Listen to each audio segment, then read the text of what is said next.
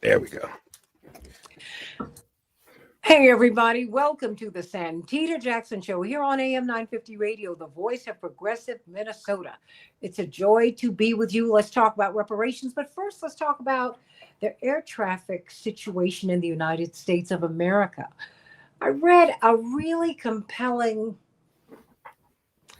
op-ed piece in the New York Post from an air traffic controller that broke my heart because you could hear his frustration, his pain, his anguish, if you will, not just anger, anguish, because these are people who you can only imagine how they feel. They hold your life in their hands, and that's a lot of pressure.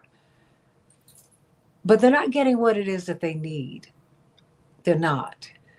We don't realize just how precarious our skies are right now. They're not so friendly. Not so friendly, or should I say, the working conditions of those who man the skies are not so friendly. We're going to talk about that in just a moment, but I want you to meet me on Blue Sky. santitajackson.bsky.social, santitajackson.bsky.social.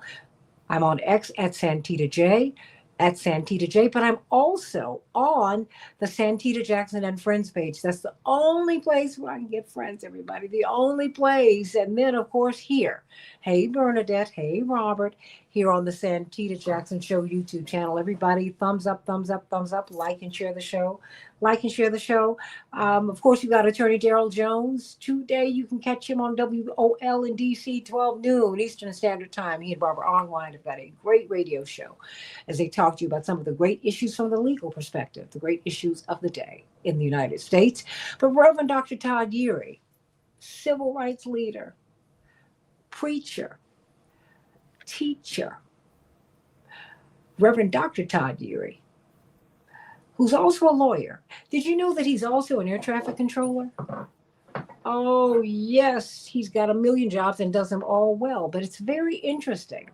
Well, if you keep on living, you find that you fill a lot of spaces. But how many air traffic controllers do you know?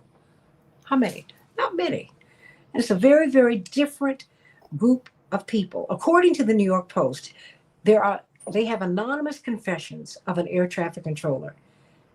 And he says that this is why travelers should avoid Newark like the plague. I'll just give you a little bit of this.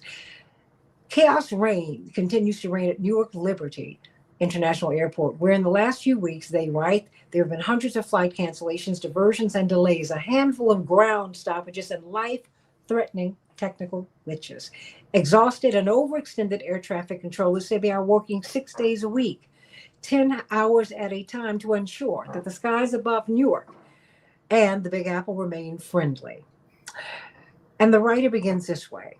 I've been an air traffic controller since I was 18, and as a flyer, I would avoid Newark.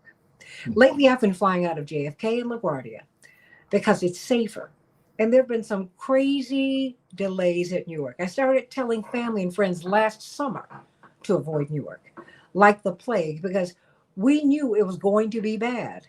We just didn't think it was going to be this bad with all of the technological issues. This is a busy area with the three major airports and all these satellite airports. Like he said, it's a bee's nest. Back in the 60s, two airplanes collided over Brooklyn, killing 134 people. So the FAA went, hey, you know what? We should put all of these people who control these airports in the same building, and it was safer. He said, now they're like, let's dismantle it. And he's described the system. It's hard to believe. You need to explain how it is. Explain the system, because they say that this is being controlled out of Philly. I need you to help me to understand that and help us to understand and let us know as we go into this travel season. Memorial Day weekend, but the summer. Is it safe? Yeah, let me start with the short answer to your last question.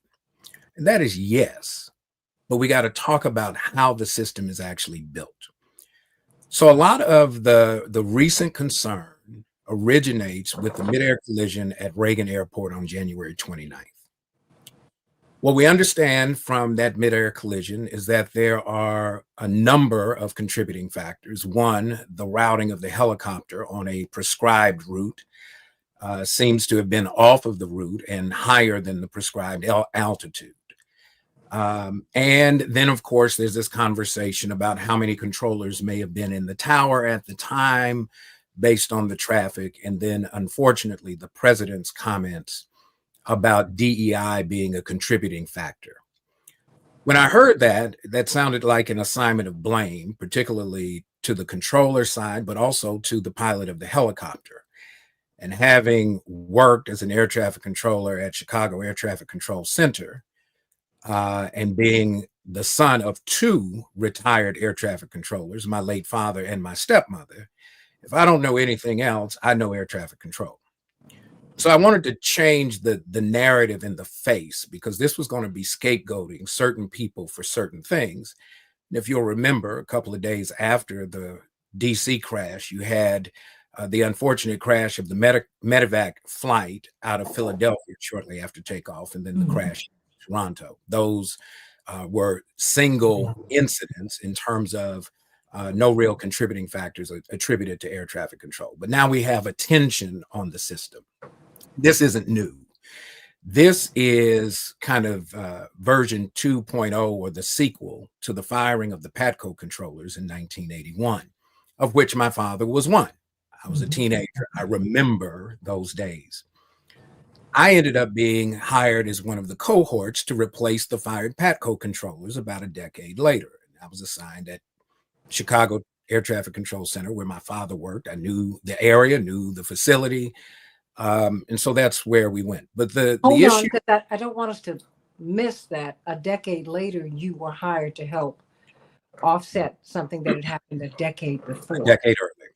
That's right. So, and that's an important marker because a decade later, the 11,000 controllers that were fired by President Reagan after candidate Reagan had indicated support for the union, they had still not been completely replaced. And we had then the competing issue of attrition now a generation later, because there's a mandatory retirement age of 56 where you cannot control live air traffic.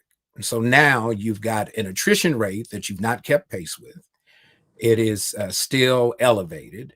And they're trying to hire 3,000 controllers. If that's a net number, you've got to get more than 3,000 to be able to get enough folks certified and experienced to catch up with the ongoing attrition that's going to emerge, right?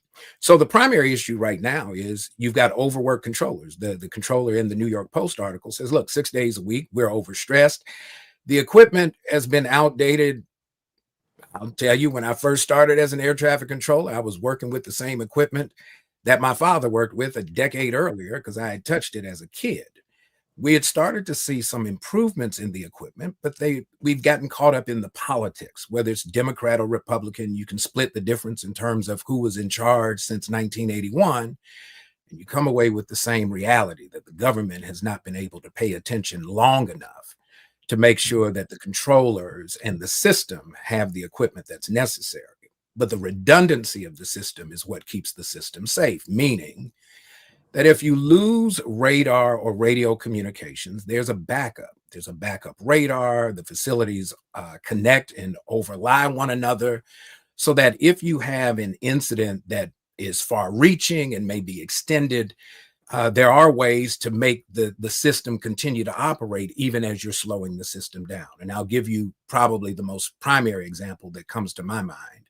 And that's September 11th. Remember, you had the hijacking of airplanes. We didn't really know which airplanes might have been hijacked. All we know is that we had airplanes flying into the Twin Towers, into the Pentagon, and we had one that had gone without radio contact that crashed in Pennsylvania.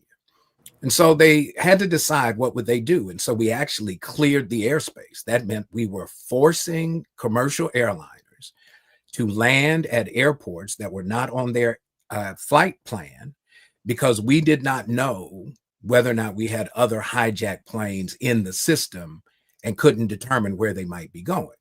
And if they did not accept the redirection, the new destination. And mind you, they're passengers who are not planning. If I'm going to LA and I left New York, I'm not planning to be forced down to land in Moline.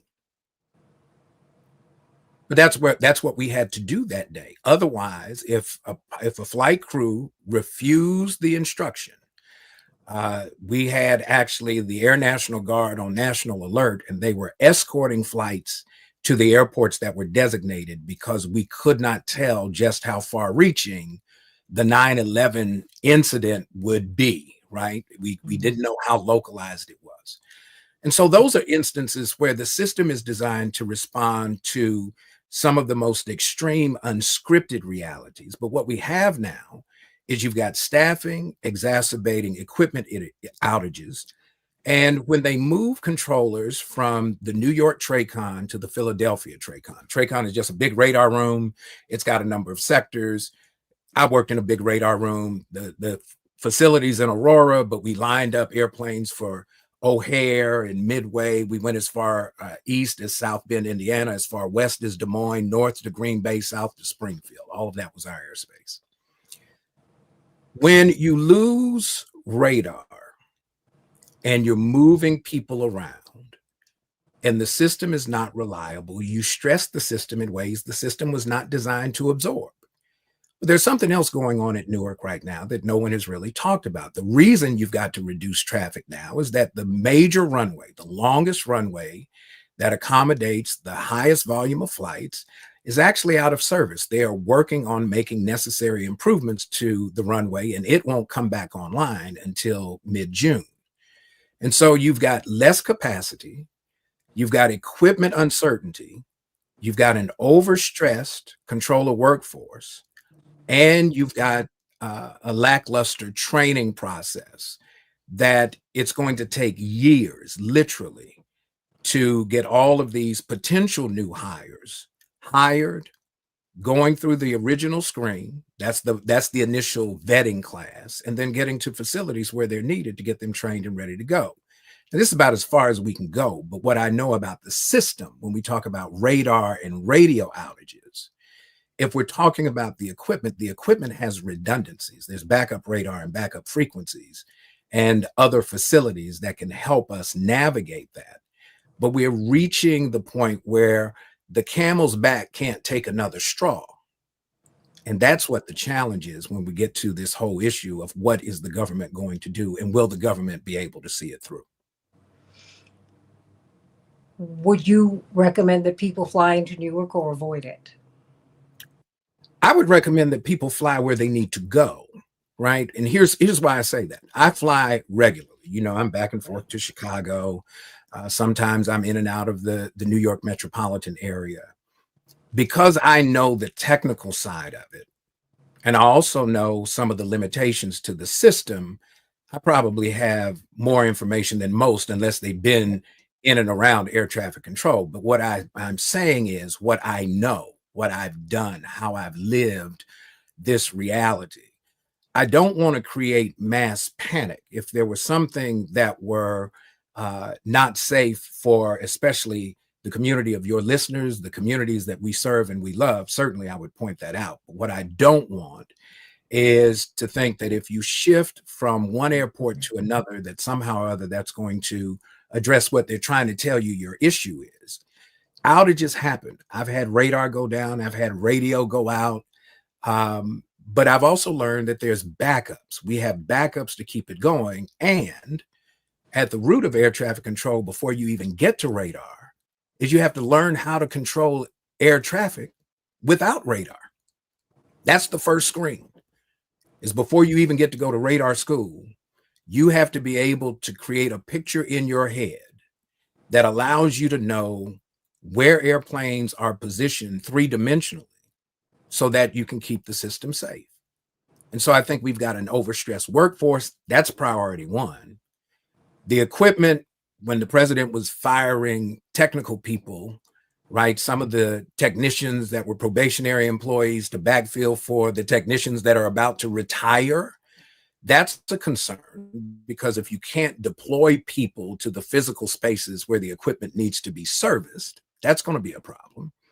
And then you've got the technology game where um, Congress has to appropriate the money to improve the system. And we're playing budget games right now. And that seems to be an ongoing issue where they expect the users to pay fees and that's going to cover the cost. That's not going to do it. They're going to have to create a lockbox for the funds that are committed, appropriate the money on the front end. They're going to need multiple vendors to be able to address all of the equipment needs. So you can't do sole source contracts. You can't sole source.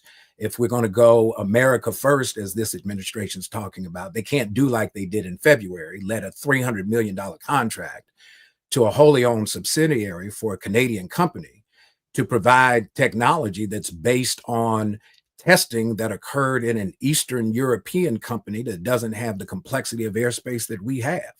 We can't get gamed in this process. And while folks are pointing the fingers, as you know, I've learned in this social justice work that you got to follow the money and keep your eye on the ball.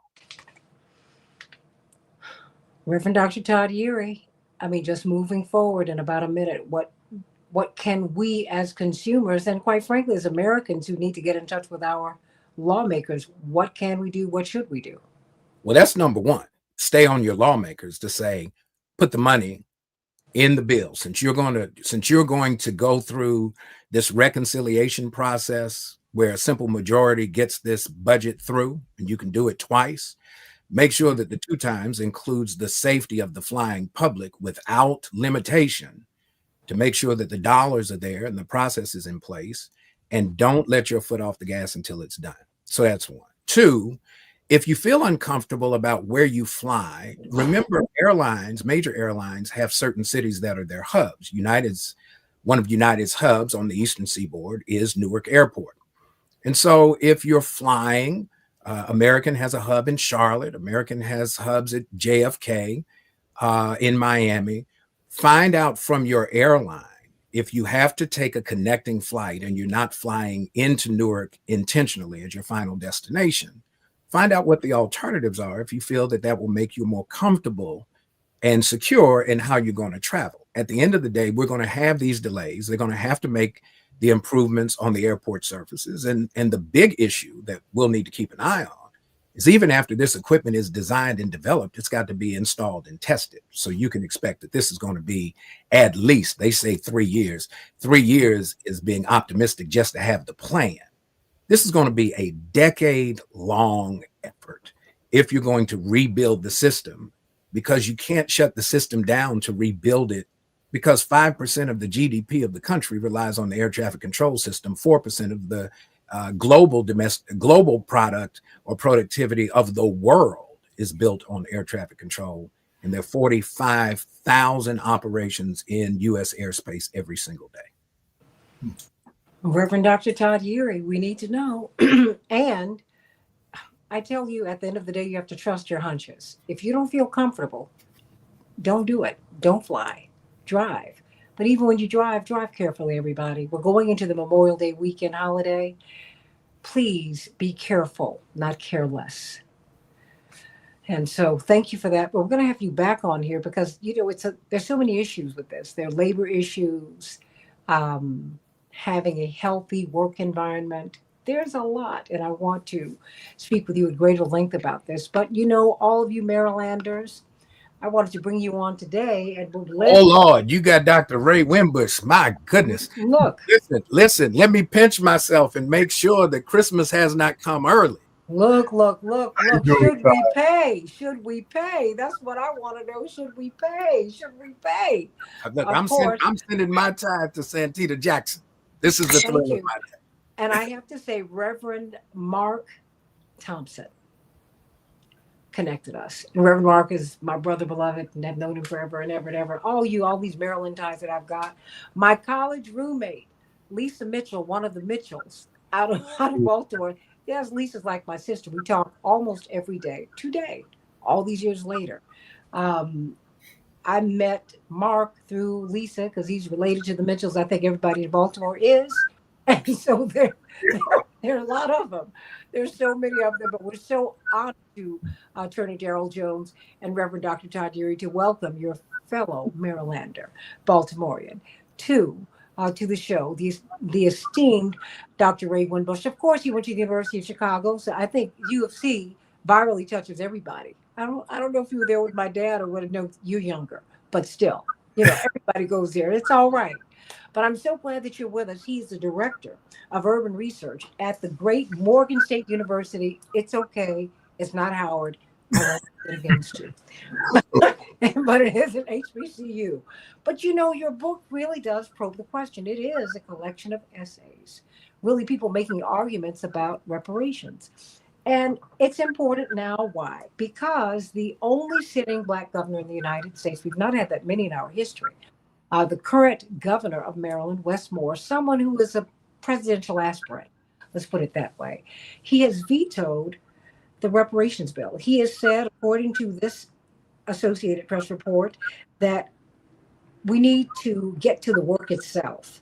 Now, he said, in light of the many important studies that have taken place on this issue over nearly 3 decades, now is the time to focus on the work itself, narrowing the racial wealth gap, expanding home ownership, uplifting entrepreneurs of color, and closing the foundational disparities that lead to inequality, from food insecurity to education. He continued, we have moved in partnership with leaders across the state to uplift Black families and address racial disparities in our communities. He noted in his veto letter that Black politicians have risen to the highest levels of government in the state in recent years. Of course, you have newly elected U.S. Senator Angela Also Brooks, and you've got a Black Attorney General. But we do have Black faces in high places, but we still, by 2050, it is projected that Black people will have negative wealth in the United States. Having been here really since the early 1500s. So talk to me about reparations. What are they? And should America pay? Dr. Ray Winbush. Well, the last question is yes. And what are reparations? Simply, they're a debt owed when a crime against humanity has occurred. It's that simple. I believe, as I'm sure most of us do, that enslavement was a crime against humanity. Mm-hmm. And it's interesting that other groups, make the same exact argument, but there's more resistance to us. So Jews have made it relative to the Holocaust. Native people, indigenous people in this country have made it regarding their genocide.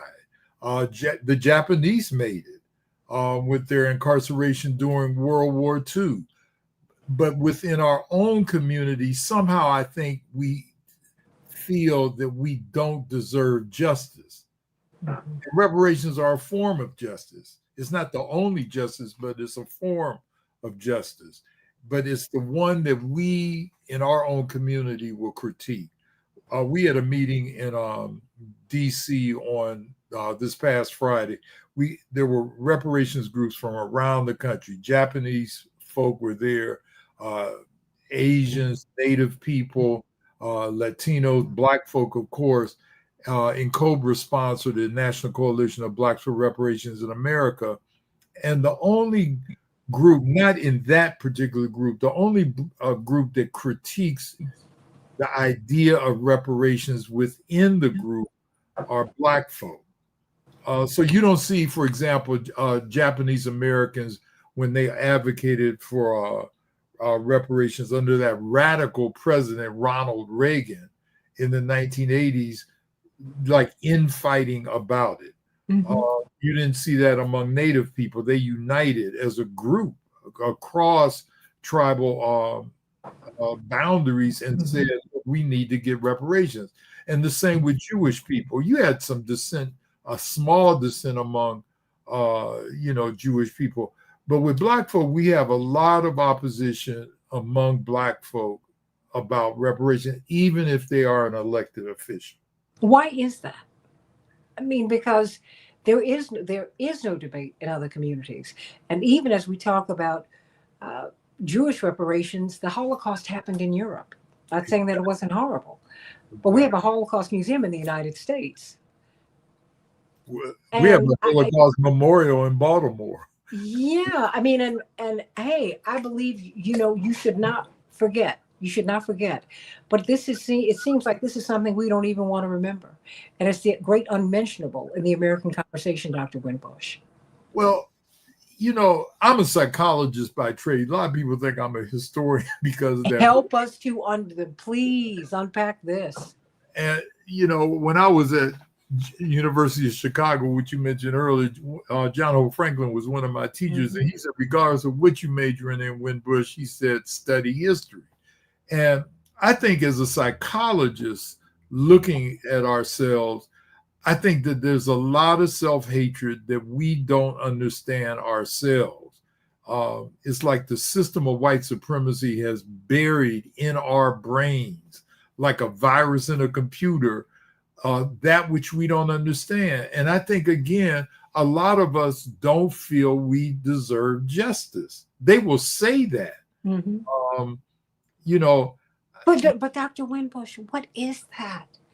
Because our great leaders have had to inspire us, bring back the spirit in us, because we don't feel that we deserve. And I'm going to ask you this, but Reverend Dr. Yuri, Attorney Darrell Jones, it's a real hindrance because we're not united on this, Dr. Winbush. What is it that makes us feel that we don't deserve?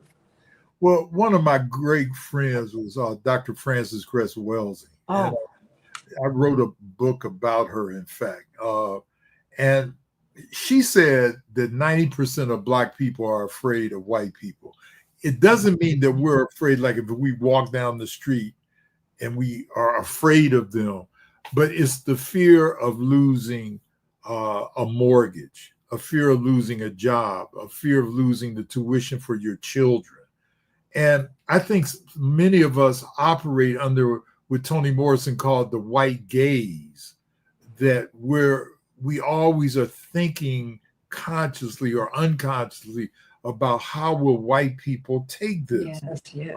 I mean, it's no secret in Maryland, and I don't know if my colleagues will agree with me, but there's no secret in in Maryland that the governor wants to run for president in 28. And he's being positioned. Yes. Yeah. And I was looking at The View last week, and one of the guests, a white woman no less, said on the show, the best candidate for president of the United States in 28 is Wes Moore.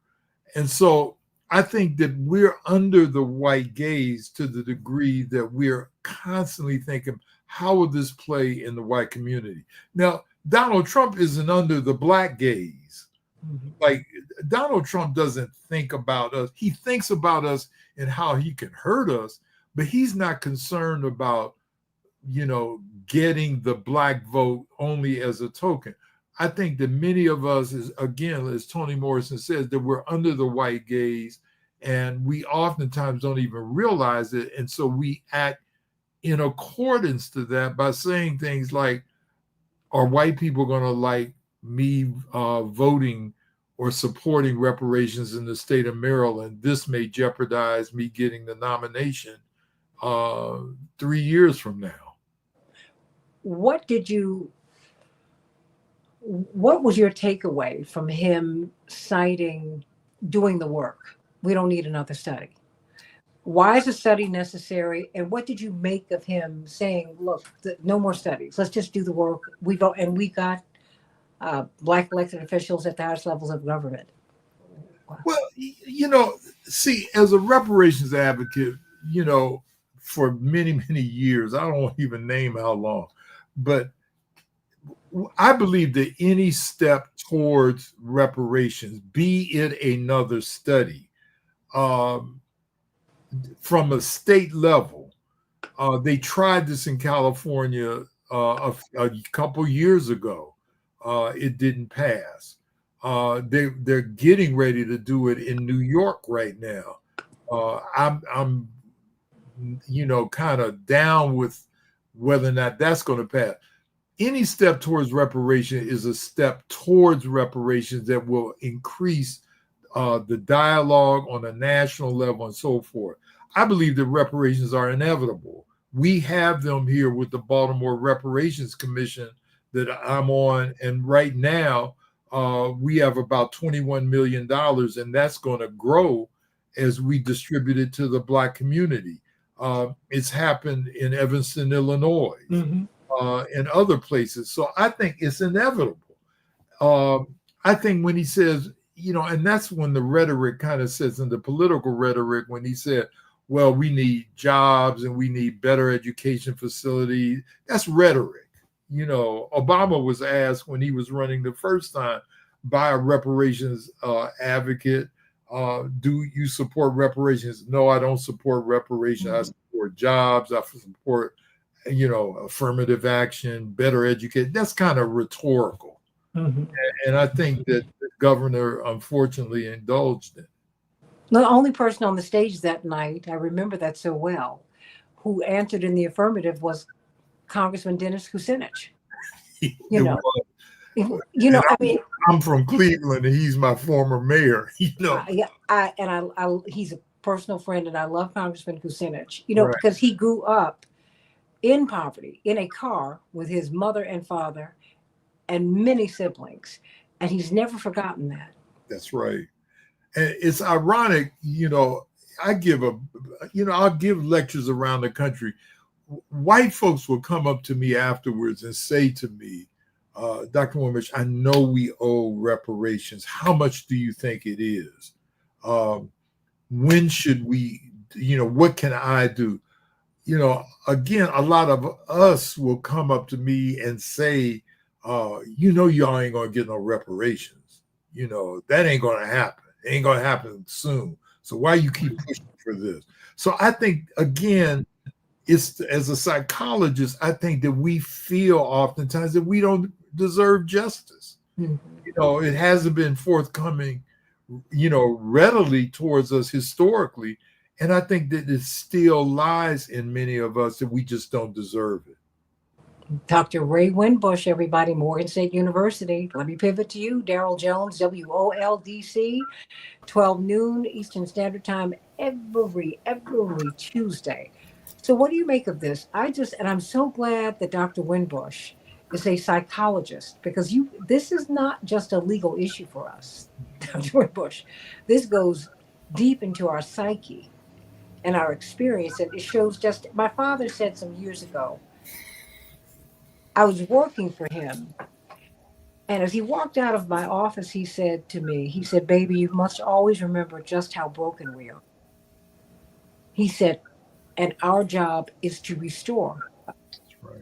So that we can move forward. He said, because someone had come into the office and they were just not very nice and all of that. And I was accustomed to that.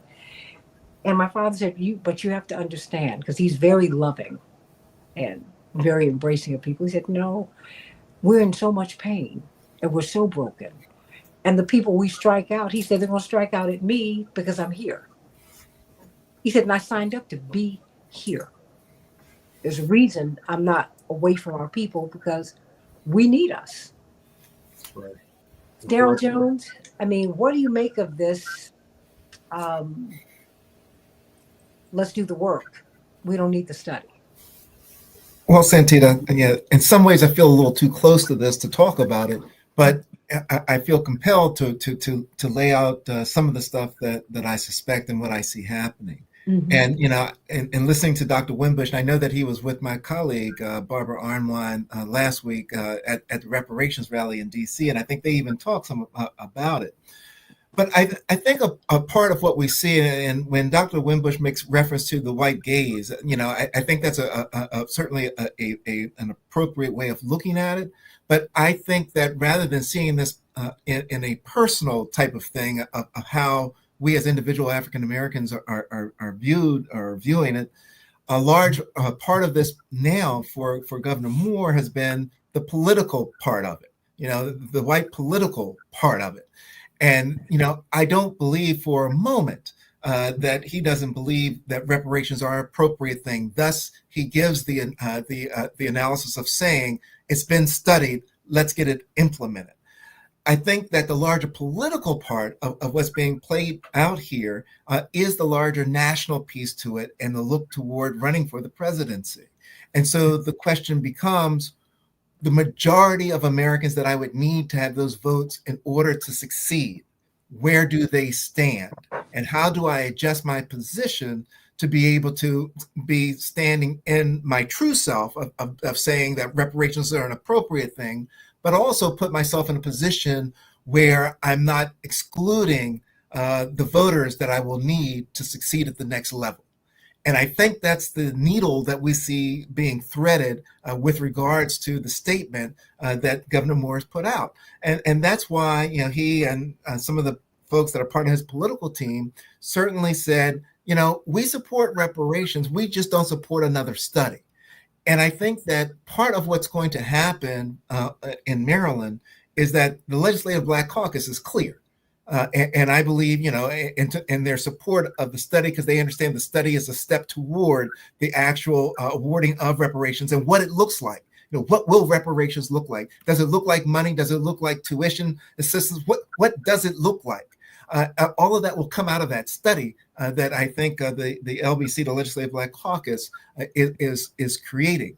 I want to be clear, though, simply because Governor Moore has vetoed that bill doesn't kill that bill.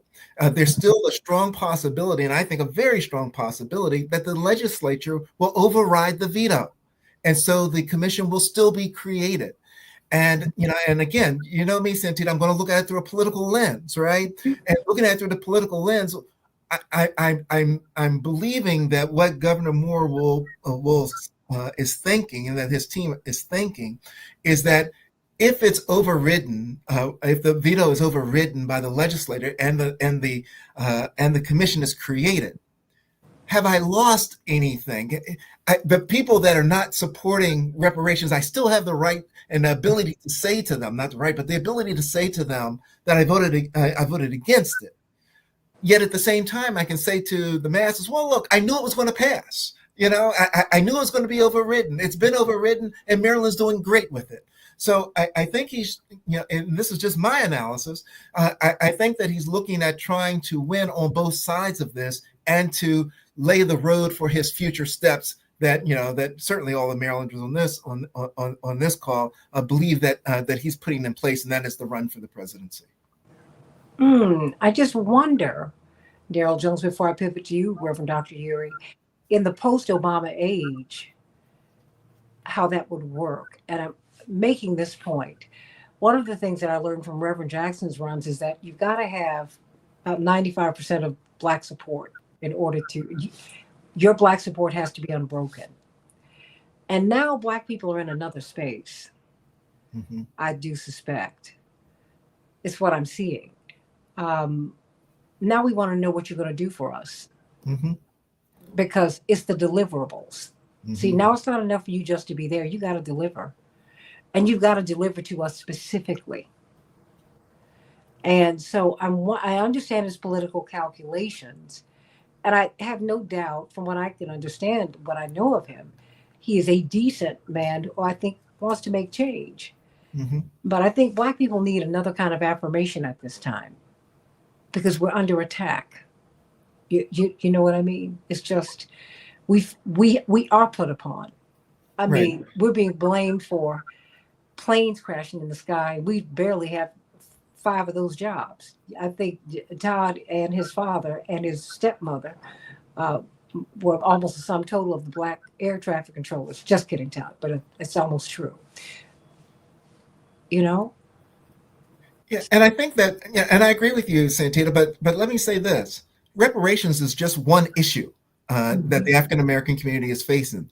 Governor Moore has stood up for those issues of concern to the African American community overall. So if we're going to hold him to the standard of did you stand up and fight for us, let's be certain that we're looking at all the things that he's standing up fighting for and not overweighting this position on reparations as opposed to what he's done with education, what he's done with the criminal justice system. You know, all of these things that he has already put in place that you know others had not taken these stances, these positions, and moved the baton forward. He's moving it forward. So with regards to the substantive issues of what has he done for the African American community, he has things that he can speak on. He has accomplishments that he can speak on. He has appointments that he can speak on. He has a governor's office that the staff there are more African Americans in that staff than I think I've ever seen in a governor's office. So he's certainly raising up, and lifting up those that are around him and fighting for the African American community. He's one of those people that came from the community. He came out of those types of situations that many of us have dealt with, where you didn't have a whole lot when you started out, but were able to accomplish great things. That's some of his background. So I think that when we look at his legislative accomplishments, when we look at his appointments of what he's moving forward, that all of that punches the card of what you're saying with regards to, we want to be certain that you're not just a nice suit that happens to be a black body that's wearing it. That's not what he is. He's a substantive person with the accomplishments that are there. This particular issue on reparations is one, unquestionably, that's going to, be plagued on him for the election cycle in the African American community. But I think there's so many other issues that he's positive on in the African American community that once the legislature overrides the veto, I'm hoping that African Americans are not going to hold this particular issue against him for running as he's running for the presidency. Well, we'll see, because remember, you're in Maryland. Nationally, this is playing a little bit differently. He is being viewed maybe not with as much favor. And that is something that he's got to watch out for. Reverend Dr. Geary. Well, so messaging is important, but clarity on what the posture is. So let me give you the lens as the former lobbyist for the state NAACP. Let me kind of put that hat on and look at where this is in terms of how Maryland plays politically. If you understand Maryland's state budget, about a third of the state budget is federal contribution, with about 200,000 federal employees who live in the state. We're just more than 100 days into this administration, where this president has intentionally targeted blue states and states that have black leaders and blue states that have high numbers of federal employees. Kash Patel just announced the other day that he's depopulating the Hoover building and deploying those 1,500 agents elsewhere. Why is that important? It's because President Biden announced that the new headquarters building was going to be built in Prince George's County. So you have a governor who's having to protect the economic interests of not only the state, but black people in the state, particularly Prince George's County, which has in it a number of federal agencies. But then you've got Montgomery County, which is where NIH is headquartered. It's being depopulated. And so this notion that you would draw attention to a president that is already on a rabid assault coming at folks by signing a bill to study, I think is the issue. And the reason I raise that is Larry Gibson, my beloved law school professor, actually penned an op-ed and said, we've studied it enough, right? Let's talk about working within the one bill that the state legislature must pass every session, which is the budget, and start making the necessary appropriations. But to sign, and I would argue that I don't necessarily disagree with the governor on this point, to draw attention to the immediate economic interest of folks in the state by a bill that only sets up for a 2-year study. You could not do anything legislatively around the issue of reparations based on the way that bill was written for 2 more sessions. That's where I think we got to kind of figure out how do we dance. If the opening is let's do the work, then I'm tapping Dr. Ray Winbush, beloved Black psychologist who comes in the model that calls me to study the psychology of religion from a Black psychological lens. He, and along with Naeem Akbar and Wade Nobles, that's my crew. Safisha Matabuti, Dr. Carol Lee was on my dissertation committee. And so I get it. We're trying to minimize the economic trauma imposed by a federal government gone rabid, that if this state were to take a significant hit on the federal appropriation to its budget, hard times are coming for more than just Black people. And so I think we have to be very clear on what the goals are. Where I would manage it is if the governor has said, let's get to doing the work. Let's not wait for the next session to go back and override a bill to study. Let's get some commitments from the administration on the front end while they're in summer session and start figuring out which bills is he going to put forth that's going to begin to address the concerns, the economic concerns, the legal concerns that would be tied to a reparations package to make sure that it works. And as a lawyer, Daryl Jones is there. Words matter. And the loaded, we understand what reparations means. It's a holistic word, but it's a very charged word politically. Mm-hmm. And so we have to figure out, how do we make sure that we're making progress without unintentionally harming our ability to work with? If the governor says, look, let's do the work, then I'm on the phone with the governor saying, all right, who's doing the convening? Convene the folks, let's figure out the work, and let's come up with a joint bill, a number of them ahead of the next session. And even if he feels compelled that he needs to call a special session, but I would not advise him, quite honestly, to sign any bill that only studies a term that makes him an immediate target for this president, and there's only delayed gratification based on whatever the study says after 2 years. A lot can happen in 2 years. Let's start with using these 2 years and make some progress on the full implementation of addressing reparations. And there are enough subject matter experts like Ray Winbush. Look, if I needed to study reparations, I'm calling Ray Winbush right now, Dr. Ray Winbush, and say, all right, you've studied it. What do I need to know? What bills do we need to draft? What issues do we need to address? And let's figure out how we get those bills on paper and through these supermajority chambers going into the other part, 2026, which is when this governor has to be reelected if he has any aspirations to be on the ticket in 2028. There's no one that's going to be on a ticket for president of the United States when you can't cover your flank and win reelection, being the most progressive governor that this state has seen in its history. Well, in the last few minutes that we have here, I mean, Dr. Ray Winbush, should we pay? I mean, where do we begin? Because I'm so glad that you started with our brokenness. With this, we don't feel that we deserve. And I want to know where to begin here, because people, one of the first things that you'll hear from Black people is that I don't need you to give me anything. I've earned everything. I work hard. I'm like, enslaved people are not lazy. Enslaved people are not inventive. Enslaved people, my goodness, we built the country. I mean, there's a myth that America was built by immigrants. Immigrants came after the country was built. Doesn't mean that they didn't contribute.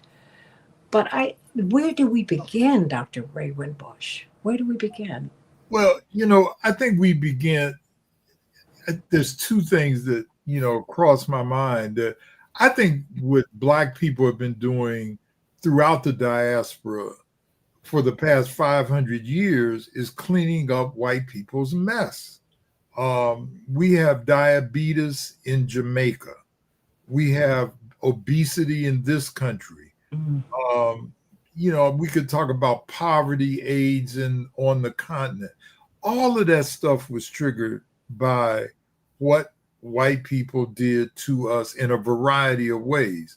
Mm-hmm. I mean, the first person that advocated, reparations for Black folk for enslavement was a white boy named Abraham Lincoln, when he talked about 40 acres and a mule. Had that happened, I mean, if we had gotten that, we would be wealthy beyond measure now. We wouldn't even be having this conversation. Mm-hmm. And Wes Moore might be president of the United States. I think that we have to look at history and see that there's been so many things tried, the 13th, 14th, 15th Amendment, 40 acres and a mule, uh, Brown v. Board. You could go on and on to name how many times we've said we've got to try it this way. We've got to be strategic so as not to offend white people. We got to think ahead about advance.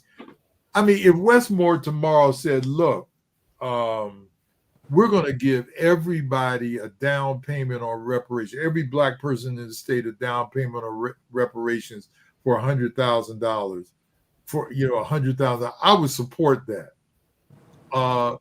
It sounds radical, and I think that we don't, again, the Japanese got 20,000. So it's not a radical idea. It's radical when it comes to Black people.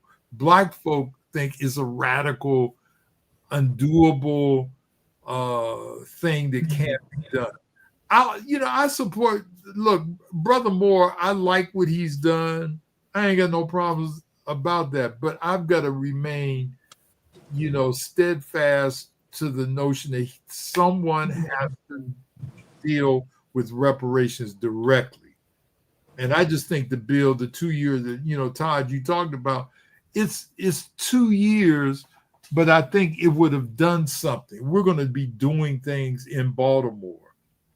The bill in Evanston, I mentioned earlier, it has done a lot for people who didn't have or were discriminated against with regards to housing in that particular suburb of Chicago. So I think that, I'll see reparations. When I wrote or edited Should America Pay years ago, I said, well, maybe in my lifetime I'll see it. But I think this is a long distance run. And I think that eventually Governor Moore will say, I made a mistake back there not setting up this study committee. But we'll see. We'll see. Well, should we pay? Yes. America's debate, it is raging. It is a raging and continuing debate. You've got to get the book, Should We Pay? Should we pay, Dr. Winbush? Of course. Absolutely. No doubt about it. And like I said, everybody else has gotten paid or getting paid. What's his name? The guy that wrote the book, The Holocaust Industry. He talked about how Jewish people after World War II, Michael Finkelstein, systematically said, we're going to get reparations. And they got it from Mercedes-Benz. They got it from a variety of sources, public and private. And I think we deserve no less. I'm going to let you close this out, Dr. Winbush. Why do we deserve reparations, Attorney Darrell Jones?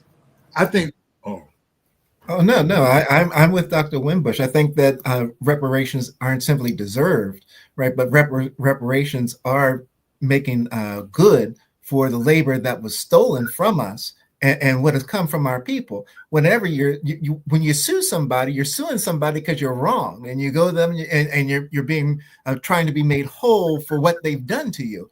And that's why the fight for reparations, I think, for Black people exists, because we want to be made as whole as we can for what was done to us, Santita. That's it. Reverend Dr. Todd Geary? You got to be a student of history. While they're pulling books off the shelves, the one thing that I learned from Professor Larry Gibson is that court rulings you'll always be able to find. So here's what we know. That Pauli Murray wrote a book called State Laws on Race and Color. It catalogs how the institutionalization of white supremacy was governed by law. That's at the state level. When Dr. Winbush talks about the 40 acres and a mule, well, we didn't get 40 acres, we didn't get the mule, but white people got the Homestead Act, and that was 160 acres. For every family willing to be able to live on the land for 5 years, they would get a deed. There are 1.6 million families. It's a public use law, so you can find out who got the acres. That has contributed to the racial wealth gap. It's on the government website right now. If we're not clear, the reason it's so emotional for Black people is because we really don't understand the language of what reparations is. It's not an emotional term. It really is a legal term. It's held in the accountability of human rights. And so if they don't like reparations, the other legal term is restitution. You've got to put me in the place where I would have been had this harm not been done. That's a legal justification. And I think a lot of this is going to come down to, do we have the wherewithal not only to push the legislation, but we may even have to push litigation to be able to force the hand at the state level and at the federal level to make sure that the courts get back in it. Because if nothing else, he can pull books off the shelf, but he can't erase court rulings in the history books. We've got to be about it. So yeah, we need it. We deserve it. We demand it. And we're going to keep going till we get it. Your closing thought, Dr. Ray Winbush, author of the book, Should We Pay? Of course. And specifically, should America pay? Read 30 minutes a day about Black people. That's all. If I could wave a magic wand across our folk, it would be read 30 minutes a day, something about Black people. Dr. Ray Winbush, the brilliant one, psychologist, yes, director of the Urban Institute at Morgan State University, that great HBCU in Baltimore, Maryland. It's given us so many wonderful gems, including my goddaughter, Dara Sanar, Lisa's daughter. So there we go. And so I'm sending you so much love today, everybody. Read 30 minutes a day about Black people because it will make you whole. Black history is America's history. It's the world's history. Carter G. Woodson said, I wish Black History Month were not necessary, Black History Week were not necessary. But I want you to see Blacks in history, Blacks of history. So much of it's been twisted around. We're here to make it right. Now's the time to make that happen, everybody. We won't be right. What did they say in The Color Purple? Till you do right by me, everything you do is going to crumble. That's right. We must be made whole. When you make the Black people whole, when you make Indigenous people whole, when you make the people you've wronged right, when you make them whole, when you make things right, the blessings come your way. And none of that will flow until you do. Should We Pay? Get the book by Dr. Ray Winbush. I'm Santita Jackson, AM 950 Radio, the voice of progressive Minnesota. God bless you, everybody. Doc, don't go.